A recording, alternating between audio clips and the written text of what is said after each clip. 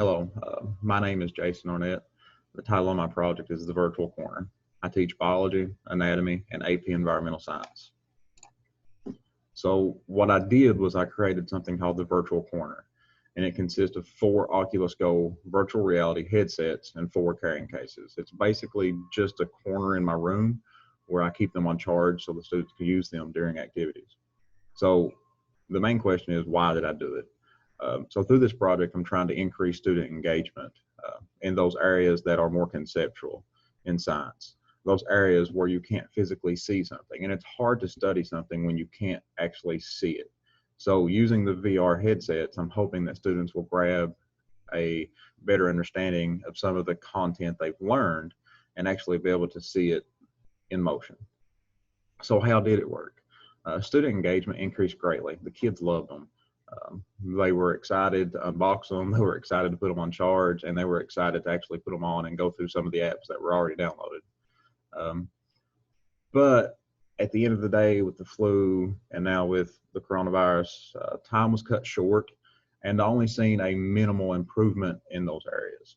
And any improvement's good improvement, but I was really hoping for a whole lot more improvement. So how did it, and will it impact student learning?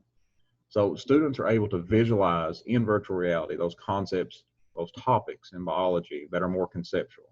And through seeing some of the models firsthand, the students can actually picture and actually be immersed in an environment where things are taking place that we've talked about, that we've studied, that they've worked with. So what I learned from this, experiment, there's a learning curve when you're using new technology. For the teacher and the students. So patience with the technology and the students while they're using the technology is very important because it allows the students to feel comfortable enough to ask questions about what they're seeing, what's going on, and not just sit there and go through the motions. Here you can see a picture of some of my students engaged, and as you can see, it's literally just a corner of my room where I place the Oculus Go's and put them on charge. So how I use the technology is probably the biggest question everybody has. Basically, I allow my students to perform gallery walks where they walk in the room, around the room in groups of 4, and they cover different topics as they navigate the walk. And one of the stops on these walks is always the virtual corner. So that allows the students to use them in a timely fashion. Although this type of activity increased in time it takes to perform, the engagement and what the kids get out of it is worth it. So some of the issues, basically the learning curve, teaching the students to use the technology. The best way I found to counteract this is to have students teach students, have it snowball, have it spread throughout the room.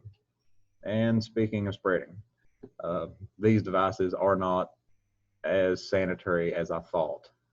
I actually had to purchase face guards to reduce the transfer of makeup and germs from student to student. I stopped using the devices during the flu season, which I think we ended up missing 11 days for. And now with the coronavirus, I really don't know if I'll be using these in the fall or anytime soon until that becomes under control. But that is my project, and I hope everybody's doing well.